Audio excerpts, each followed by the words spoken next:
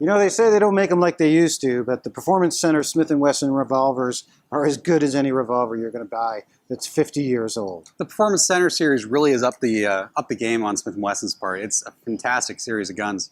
This is the 686 snub nose. In 357 or 38 special, if you're feeling a little light today. Yeah, it's a pretty heavy gun. I don't know how a 357 would feel coming out of this thing. I have shot and own a 6-inch version, 4-inch version.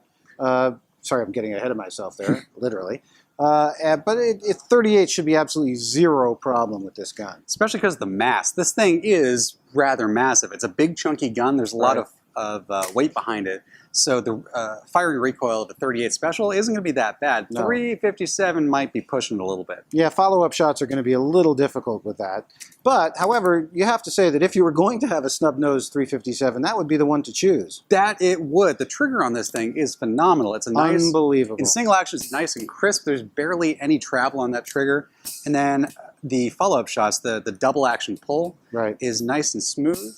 And you can stage the gun too very easily. That you can. There's a nice little shelf there almost. If you were going to fire 357s, I'd change out this grip for something with a little more rubber on it. But this does look elegant, and it's just beautifully done. The detail work here is fine. There are no mistakes, flaws, or anything you can find on this gun. Oh no, the machining on this is flawless. When it comes to the sights, it's great. The front sight has this orange enamel on it that makes it really easy to pick up. Right. The rear sight is adjustable for windage and elevation, which is phenomenal. It makes it a lot more accurate, even though you only have 3 inches. Right. In general, it's a well-made gun. It is remarkably fun to shoot. Right. We're going to give it the same ratings we gave the 4-inch version. 6-inch. Chris Dunn reviewed the 6-inch version of this. He says the accuracy out of the 6-inch is 5 stars. I'm going to guess that accuracy is probably a little less with the 3-inch, but it should be in the same ballpark. Style, 5 stars. It is phenomenal looking, no matter how you look at it. The gun. I prefer with a longer barrel. It kind of evens it out. But it is a gun. When you see this thing, it says to you, gun, in ways that semi-automatics can't.